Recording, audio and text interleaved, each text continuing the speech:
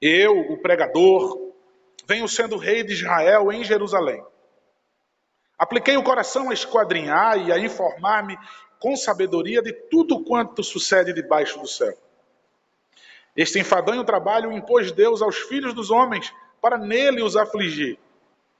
Atentei para todas as obras que se fazem debaixo do sol, e eis que tudo era vaidade e correr atrás do vento. Aquilo que é torto não se pode endireitar, e o que falta não se pode calcular. Disse comigo: eis que me engrandeci e sobrepujei em sabedoria a todos os que antes de mim existiram em Jerusalém. Com efeito, o meu coração tem tido larga experiência da sabedoria e do conhecimento. Apliquei o coração a conhecer a sabedoria e a saber o que é loucura e o que é estutícia. E vim a saber que também isto é correr atrás do vento, porque na muita sabedoria há muito enfado. E quem aumenta a ciência, aumenta a tristeza. Amém. Vamos orar, irmãos. Deus maravilhoso, maravilhoso és, porque Tu nos salvastes, ó Deus. E o modo eficaz como o Senhor nos chamou foi através da pregação da palavra, do qual o mundo chama de loucura, do qual os sábios desse mundo chamam de loucura. Então, pela loucura da pregação, o Senhor nos alcançou.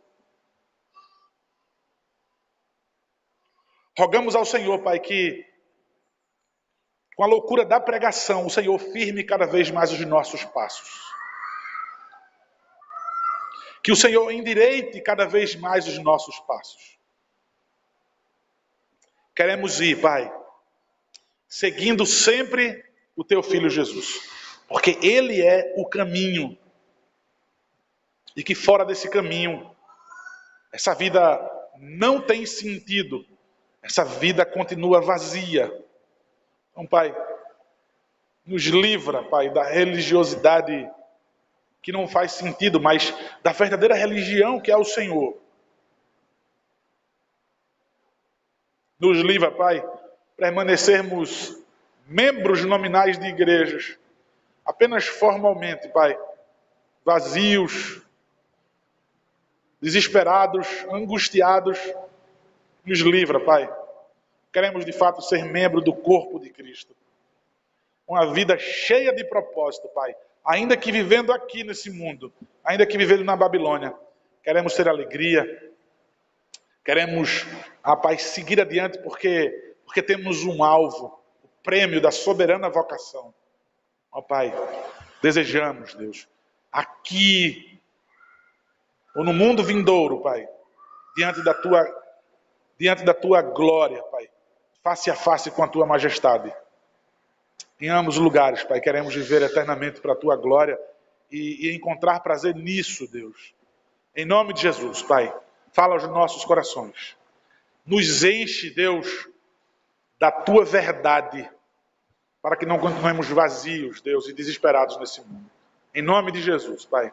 Amém. O pregador, mais uma vez, se identifica. Ele diz: eu tenho sido pregador, eu fui, pode ser também no passado aqui a tradução, rei de Israel em Jerusalém. Eu quero que vocês voltem à mente de vocês a conclusão anterior desse pregador, ou desse sábio, desse mestre. A conclusão dele foi que a vida, todo esforço, toda canseira, toda labuta debaixo do sol, não tem proveito nenhum. Ele se identifica como rei, e faz todo sentido ele se identificar como rei, porque ele diz: muito dinheiro, muitas posses. Nós vamos ver ele dizer: tudo aquilo que os meus olhos viram, eu trouxe para mim, eu experimentei, eu provei. Então ele quer dizer, com muita propriedade, eu posso escrever essas coisas para Jerusalém.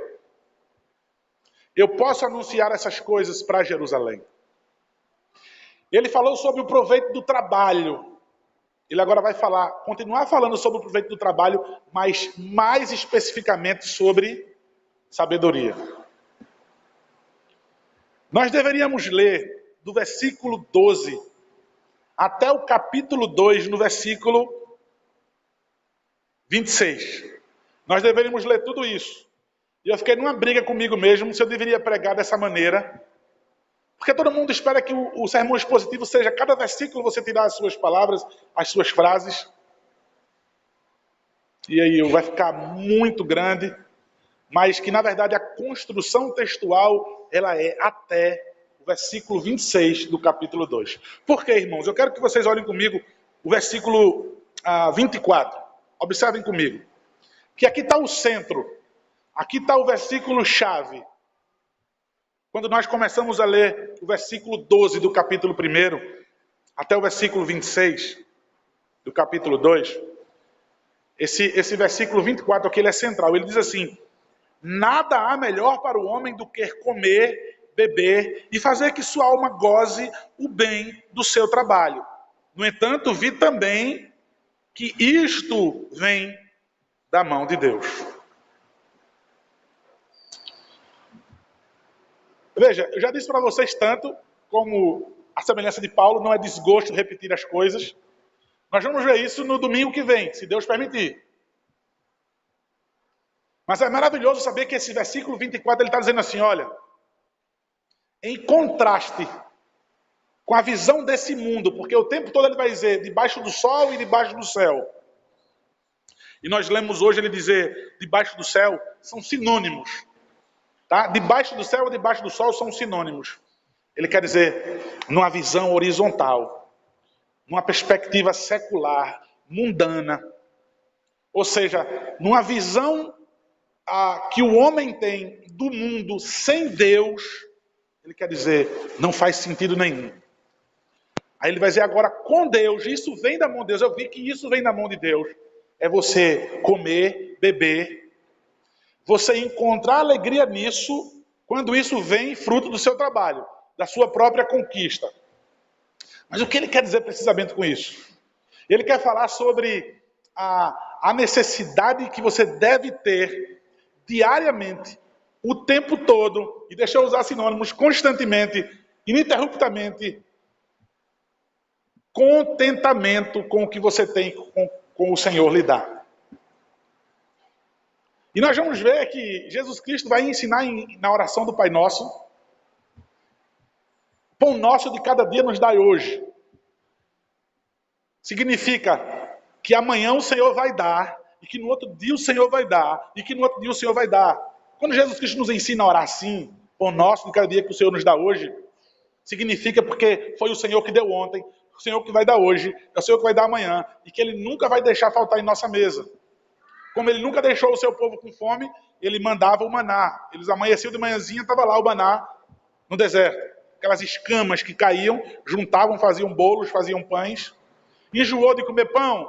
Murmura, eu vou mandar codornizes, vocês vão comer agora codorna assada, vou mandar carne para vocês. O Senhor nunca nos desampara. Agora, o Senhor diz, não guarda para amanhã, porque se guardar o maná para amanhã, vai ficar podre. Salomão, quando ele prega isso para Jerusalém, quando ele começa Eclesiastes, ele está vendo uma Jerusalém agora que não vive só para a necessidade diária, para uma Jerusalém que confia no Senhor, que nós vamos plantar, nós vamos ter os nossos gados, né?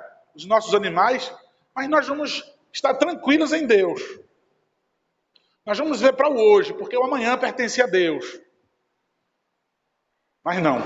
O que Salomão vê agora é Jerusalém que acorda cedo e vai dormir tarde pensando nos negócios. Uma Jerusalém agora que não vive olhando para si mesmo, mas olha para o mundo aí fora e cobiça. Cobiçando dos egípcios, cobiçando da Ásia. Uma Jerusalém que queria ficar rica, que queria ser notável cada vez mais em suas posses.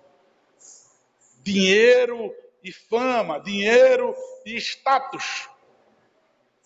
Salomão se desespera e diz: olha, isso que vocês estão vivendo, eu já vivi.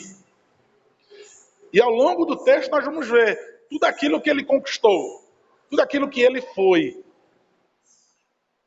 É uma das coisas fundamentais que você diz assim: esse homem pode dizer para mim, eu posso ouvi-lo. Porque naquilo que minha alma cobiça se arriscar, ele já se arriscou e disse: não vá. O que ele quer dizer aqui é: descanse. Não há nada melhor do que você comer, beber e fazer com que sua alma goze do fruto do seu trabalho. E vi também que isso vem das mãos de Deus. Ele quer dizer: esteja satisfeito diariamente. Hoje, olha, se o Senhor colocou você nessa vida para você andar a pé, esteja satisfeito em andar a pé. Se ele deu condições de comprar a passagem de ônibus, você vai correr para pegar o ônibus no ponto. Se ele deu uma bicicleta, se ele deu uma moto, se ele deu um carro. Eu pregando esse texto para minha família ontem, eu lembrei de mim mesmo. Eu usei esse exemplo para elas. Eu lembro que minha primeira casa, né, Conjunto Castelo Branco, meu primeiro apartamento. Eu lembro que quando eu entrei lá dentro, que eu peguei o financiamento na Caixa, né, que eu entrei, um colchão no chão, geladeira e fogão. E eu lembro que chamei minha esposa para orar, e a gente chorou ali. Era de fato um castelo. Era um castelo. Que mundo, que maravilha, que conforto é esse lugar. Eu estava muito satisfeito, irmãos. Pouco tempo depois, já comecei a olhar a casa dos outros. E já achei lá quente demais. Já achei lá sujo. Já achei lá isso, aquilo outro.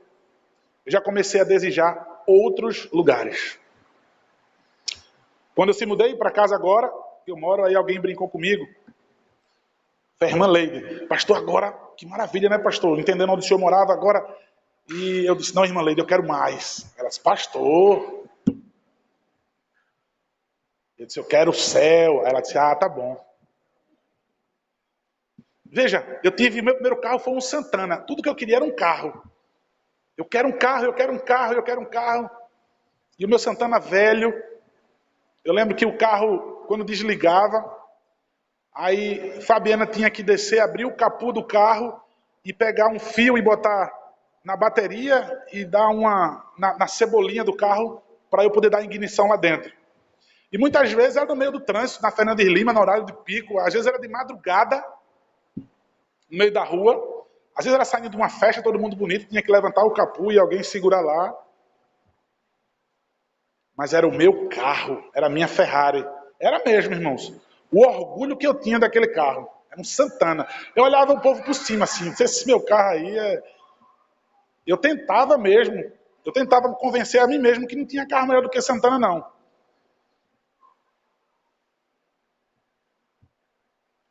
Pouco tempo depois, eu comecei a ver o carro dos outros. E eu disse: aquele carro é melhor, e aquele carro é melhor, e aquele carro é melhor. Aí você vê, irmãos, adquirir e comprar e querer mais. A sua alma nunca está satisfeita. Nunca. Deus está dizendo, como Paulo disse a Timóteo, né? Deus dizendo: você tendo o que comer e o que você vestir, esteja contente. Esteja satisfeito. Paulo quer dizer ali a Timóteo, né? Você não precisa nem de casa para morar. Comeu e vestiu. Paulo quer dizer ali as coisas básicas. Você tem o básico, meu amigo. Aprenda o contentamento. Os puritanos insistiam tanto nisso, em você viver contente, rapaz, com o que o Senhor lhe deu. E não você olhar para a vida do seu irmão e dizer porque é que ele tem, porque é que o Senhor não me deu, ou então você se matar de querer ter e querer ser. Ele vai dizer: isso, eu também vi que isso é das mãos de Deus. É assim que o Senhor quer que eu viva. Mas observe, essa é a chave central, mas voltando para o texto especificamente que nós lemos, eu tentei dividir como as nossas divisões tem aí, né, nessa tradução da nossa Bíblia de Genebra, da revista atualizada, do 12 ao 18. Ele concluiu então sobre o proveito do trabalho. Na pregação anterior nós vimos isso. Então ele segue incansavelmente dizendo agora, para entender o proveito do trabalho, para chegar a essa conclusão, o que foi que eu fiz? Eu usei toda a minha sabedoria. Eu explorei toda a minha sabedoria para fazer experiências a fim de verificar se tudo mesmo era sem proveito ou se fazia sentido. Nós vimos no sermão passado que em Cristo Jesus o nosso trabalho não é vão. E aí eu botei vários textos sobre isso. Nós não vamos pregar de novo sobre isso. Mas então, Salomão, quando emprega toda a sua sabedoria,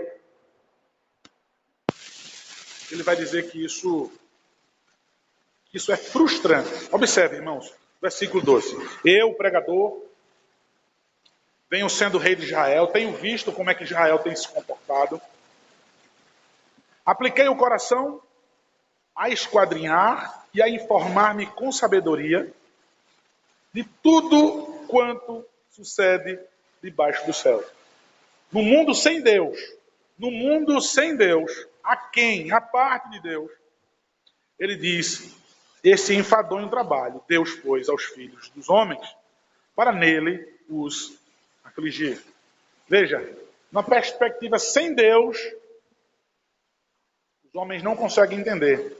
Mas foi Deus que colocou o homem para ele dar voltas e voltas e voltas e não chegarem a lugar nenhum.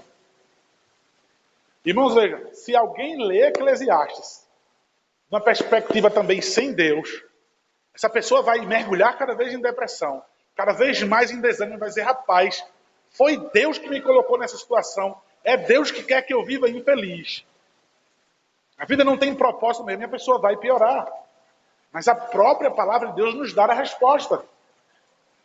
Foi Deus que nos colocou para nos afligir, para que eu possa buscar nele o sentido da vida. Para que eu possa ter completa absoluta que Jesus Cristo é o único caminho, é a única vida, é a única verdade que vai me fazer encontrar sentido para essa vida. Porque eu já disse, nem os filósofos conseguiram decifrar o enigma da vida. É uma porta fechada que nesse mundo você não encontra essa chave. Por mais aventureiro que você possa ser, Salomão está querendo dizer com outras palavras, eu não consegui. Pensando aqui debaixo do sol, debaixo desse sol, não existe esperança nenhuma. Então veja, é uma canseira, é um enfado que Deus nos colocou aqui. Para que a minha esperança debaixo do sol ou debaixo do céu possa de fato se esgotar. Para que eu possa buscar esperança naquele que está acima dos céus. Para aquele que está acima do sol. Então ele vai dizer, irmãos, Deus que colocou para nos afligir. O versículo 14 diz, atentei para todas as obras que se fizeram debaixo do sol, e eis que tudo era vaidade e correr atrás do vento.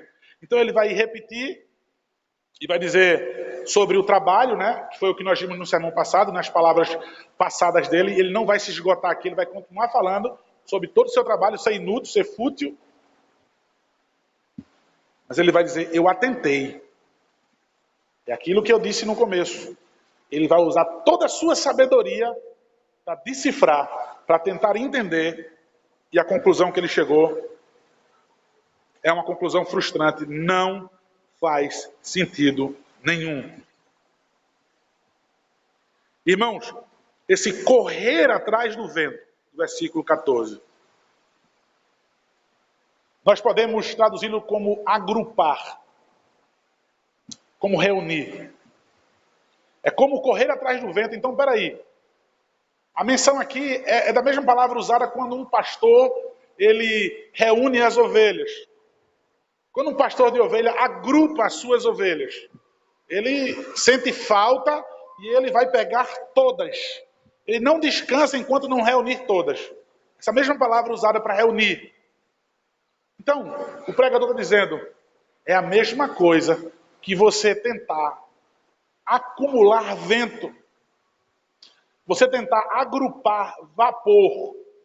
Se você conseguir fazer muita fumaça, você com seus olhos pode enganar o seu coração e dizer assim, isso aí tem consistência.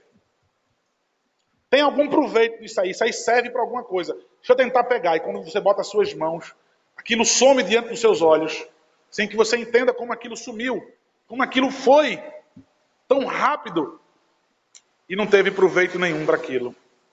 Então ele vai dizer, isso é frustrante, isso é enfadonho, porque eu tentei e não consegui achar um sentido para isso. O versículo 15 vai dizer, aquilo que é torto não se pode endireitar, e o que falta não se pode calcular. Irmãos, ele coloca aqui 2 provérbios em meio à explicação de que com a sabedoria também, o acúmulo de sabedoria, ele não conseguiu chegar a lugar nenhum. E nesse primeiro provérbio aqui, o que ele quer dizer é, não se pode mudar o mundo. Não se pode mudar o mundo do qual nós estamos vivendo. A sabedoria não é capaz de fazer isso. É o que ele está querendo dizer. Com todo o meu governo, o meu senhorio sobre tudo, eu não consegui mudar as pessoas. Eu não consegui mudar o mundo. E aí, irmãos, entendam que, de fato, isso engloba absolutamente todas as coisas. Veja, quando ele diz que não se pode endireitar, ele também quer falar sobre a natureza. O seu pensamento vai com as coisas que acontecem no mundo. Um exemplo, por que acontecem furacões no mundo? Porque furacões destroem as casas de pessoas, acabam com famílias inteiras. Por que as coisas acontecem nessa vida? A culpa é de quem? A culpa é de Deus? Foi a natureza. Um tsunami. Quem é que pode mudar a natureza para que ela venha e não avance sobre a terra e destrua tudo?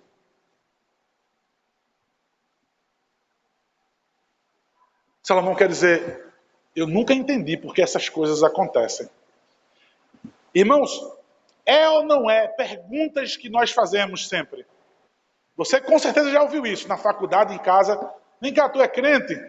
Me diz por que é que Deus permite que o tsunami aconteça? Por que é que Deus permite esse furacão que matou milhares de pessoas? Salomão quer dizer, eu empenhei toda a minha sabedoria, todo o meu conhecimento. E eu vi, aquilo que é torto não se pode endireitar. E aquilo que falta não se pode calcular.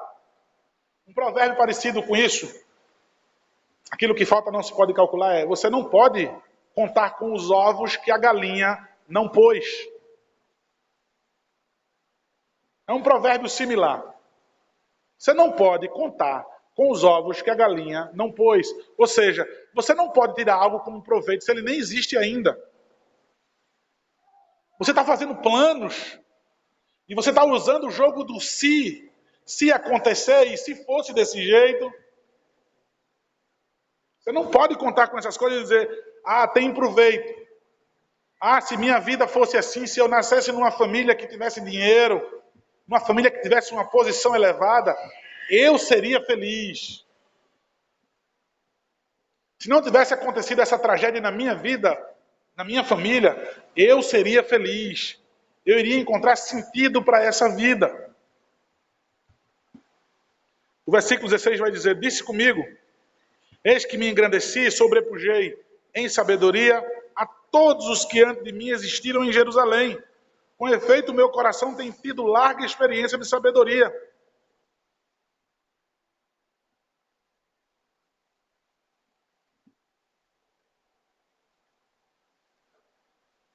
sabedoria e do conhecimento. Meu coração tem tido larga experiência de sabedoria e do conhecimento.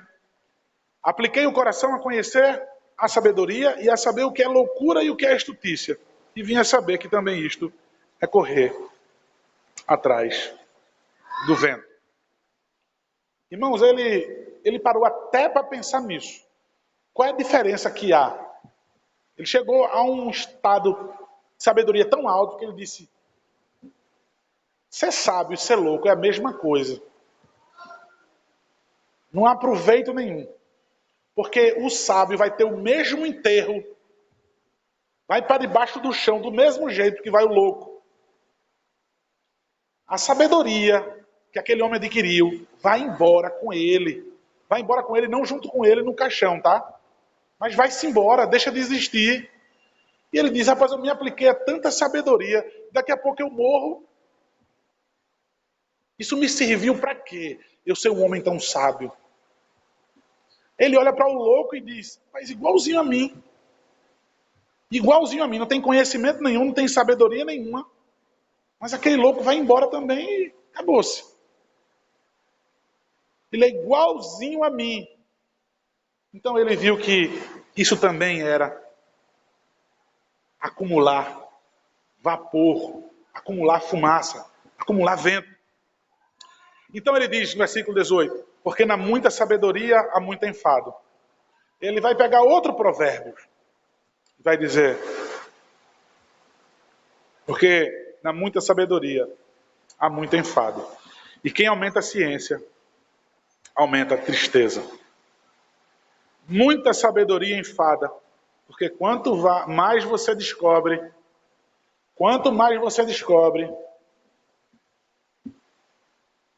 mais você vê a inutilidade de tudo aquilo que você descobriu. É como se você chegasse ao ponto de dizer: agora eu consigo pegar nisso e aquilo se dissolve. Agora eu vou conseguir pegar em algo substancial e aí aquilo se dissolve, aquilo não faz sentido. Então ele diz: quem aumenta a ciência, aumenta a tristeza. Sabe por quê, irmãos? O que ele quer dizer aqui? Você fica cada vez mais ciente das dores e do sofrimento desse mundo. Quanto mais conhecimento você adquire, quanto mais ciência você domina, vai aumentar a sua dor, sua tristeza, sua frustração. Vejam só, você conversa com alguém, condição financeira baixa, e aquelas pessoas vão dizer: se eu tivesse dinheiro, eu não seria essa pessoa triste que eu sou hoje. Eu daria muito mais valor à vida. Mas eu não tenho esperança, olha onde eu moro. Eu não tenho educação, eu não pude estudar numa escola boa. Eu não pude fazer tais cursos. Eu não nasci num berço de ouro, eu não tive oportunidades na vida. Aquela pessoa ela não tem conhecimento, ela não tem ciência. Então ela vai aplicar a culpa às circunstâncias da vida, às posses, ao dinheiro. Mas quando você entende que dinheiro não traz felicidade, que você não pode comprar a felicidade, você não pode comprar o sentido da vida, a paz interior. Isso não é uma coisa que se constrói, aquilo que se fabrica pelo homem e você paga. Quando alguém chega a esse conhecimento, a dor dele é maior.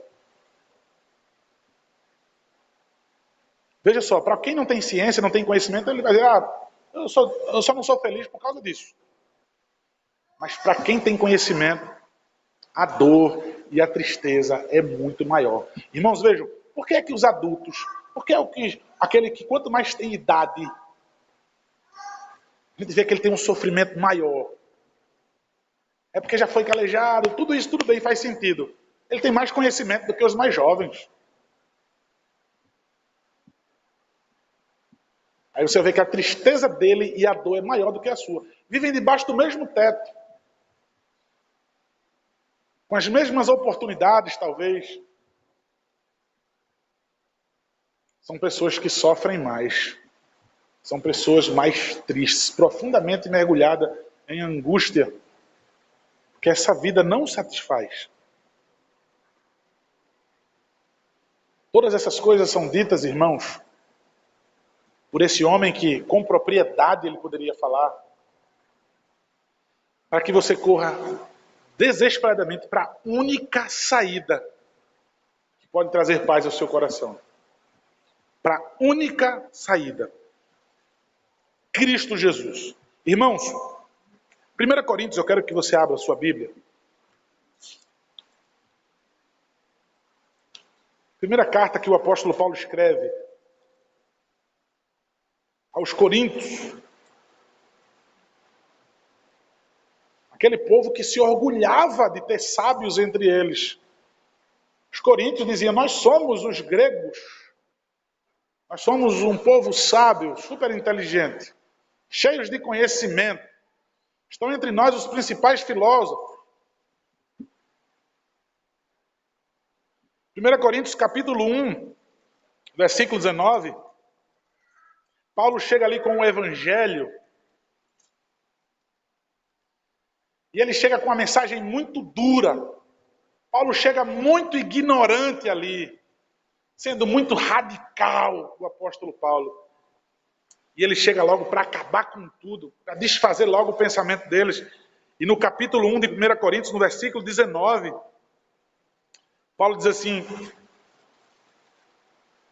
pois está escrito, destruirei a sabedoria dos sábios e aniquilarei a inteligência dos instruídos. Veja, a sabedoria e a inteligência, a sabedoria, o conhecimento, a inteligência,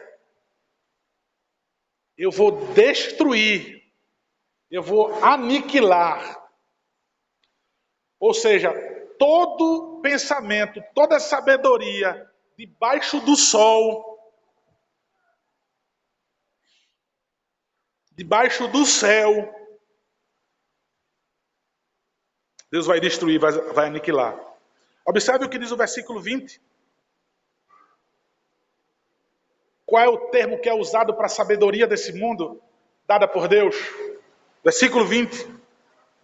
Onde está o sábio? Onde está o escriba? Onde o inquiridor deste século? Todas as três figuras aqui são as figuras emblemáticas de sabedoria, de inteligência. Aqueles que detinham a lei, eles poderiam dizer qualquer lei, eles poderiam citar qualquer coisa, só de você perguntar, eles eram feras nisso. Aonde está então esse povo? Porventura não tornou Deus louca a sabedoria do mundo?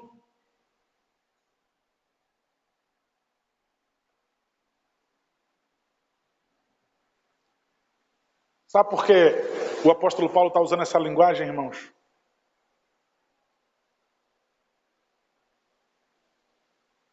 O apóstolo Paulo está aceitando uma chacota do mundo, dos ímpios, dos sábios desse mundo. Ele está aceitando. Eles não estão dizendo que a gente é doido? Eu vou aceitar esse escárnio deles. Deixa eu usar essa linguagem que eles estão usando. Aí ele vai dizer, pela loucura da pregação é que nós somos salvos. E por essa loucura,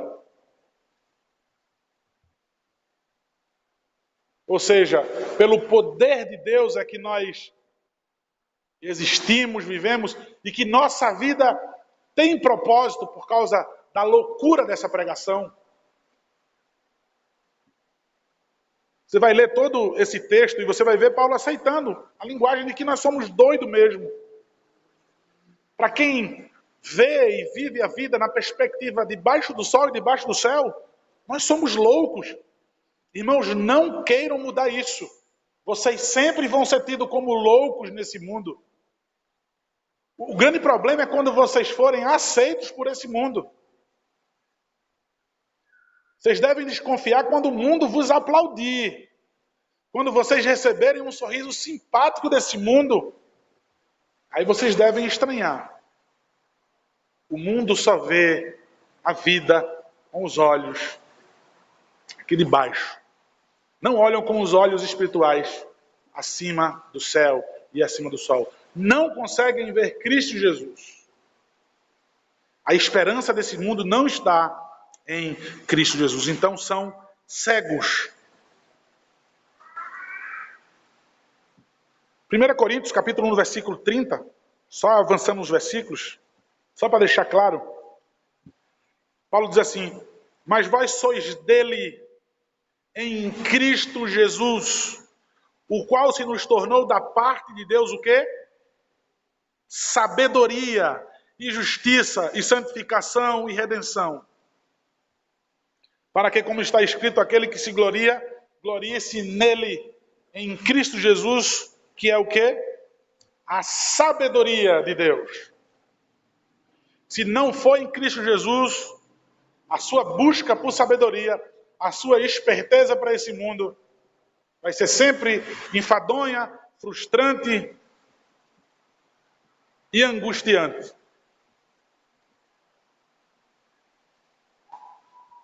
Colossenses capítulo 2, versículo 3, nós vamos ver que em Cristo estão os tesouros da sabedoria. Estão ocultos em Cristo. Os tesouros da sabedoria estão ocultos em Cristo. O mundo nunca vai decifrar o enigma dessa vida. Pode ser o mais sábio, pode ter conquistado o maior número de títulos, reconhecido pelo mundo, como foi Salomão ser o mais sábio. Debaixo do sol, debaixo do céu, jamais. Porque isso está oculto. Isso está em Cristo Jesus. Se não for nele, você jamais vai encontrar sabedoria. E aí então tudo será loucura. Onde é que a igreja pode encontrar, meus irmãos, essa sabedoria? Veja, quem é o maior crítico do apenas balbuciar com nossa boca que creio em Deus, que minha esperança está em Deus, e eu creio em Deus, e por isso que eu tenho alegria, porque eu não confio nesse mundo? Eu sou o maior crítico disso. Todo mundo confia em Deus. Vamos se fechar mais, vamos lá, igreja evangélica. Não é igreja evangélica, toda e qualquer igreja evangélica. Ou todo mundo da Castelo Forte crê em Deus. Está todo mundo em paz aqui. Gente, não é uma mensagem de positivismo. Não é um mantra. Não é um mantra. Jesus, Jesus, Jesus, Jesus. Aí você começa a ter paz. Coloca isso numa música bonita, com muita afinação, muito instrumento musical. Você balança um pouquinho o corpo. De repente você está sentindo mesmo alguma coisa. Religião de mantra também faz isso. Pode ir buscar o Hare Krishna, que você vai chorar, você vai sorrir, de tanto que você repete uma coisa. A psicologia indutiva faz isso. Você vai sentir emoções mesmo.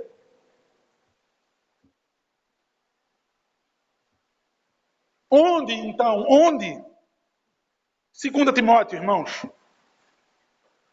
Segunda carta que o apóstolo Paulo escreve a Timóteo.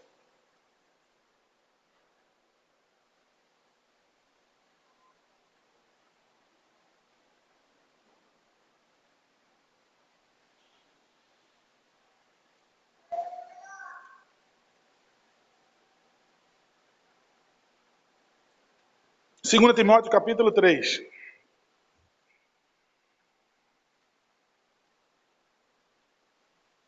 Segundo Timóteo, capítulo 3, versículo 15.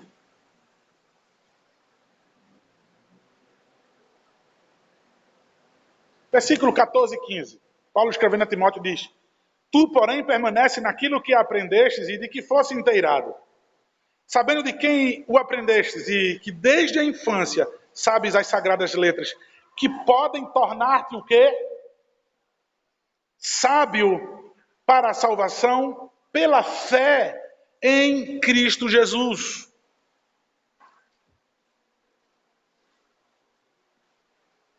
É pela fé em Cristo Jesus.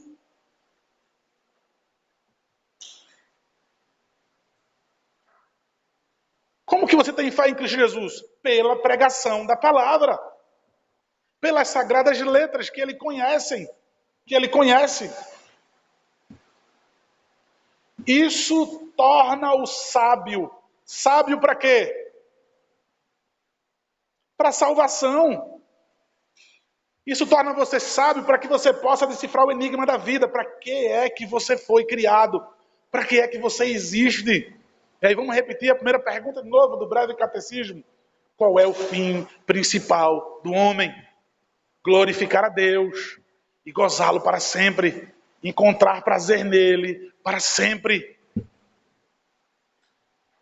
Somente na Escritura Sagrada, somente na Bíblia, e nessa palavra eu medito dia e noite. Meu prazer está nela. É isso que o salmista diz. Irmãos, Cristo nos diz, em Mateus capítulo 6, do versículo 25 ao 33, onde ele vai dizer que não andeis ansiosos. Ele vai dizer assim, olha, o lírio do campo, um ser irracional, uma planta. Ele vai dizer, o pássaro, ser irracional. Tem sabedoria nenhuma o pássaro. O lírio do campo não tem sabedoria nenhuma. E lá Jesus Cristo diz, nem Salomão, em toda a sua glória, nunca se vestiu como um lírio do campo. Nem Salomão, em toda a sua sabedoria, em toda a sua riqueza, em toda a sua glória. Estou colocando sabedoria porque na glória de Salomão, a sua sabedoria. Então Cristo estava dizendo isso com certeza. E o pássaro?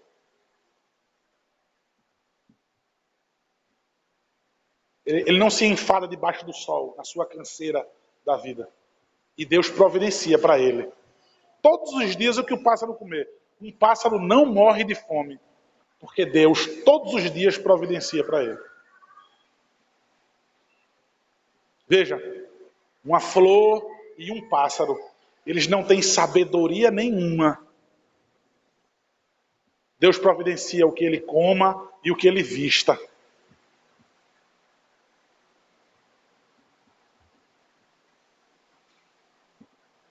Você com toda a sua sabedoria, você com todo o seu conhecimento, não chega a lugar nenhum. Chega a um desespero maior. No Salmo 127, é interessante, em vão vai trabalhar o sentinela, né? Em vão você vai trabalhar para conseguir o pão.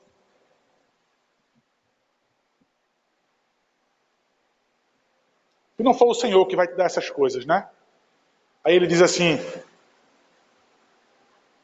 aos seus amados, ou seja, aqueles que vivem numa perspectiva que está acima do sol, acima dos céus, aqueles que desejam o reino de Deus,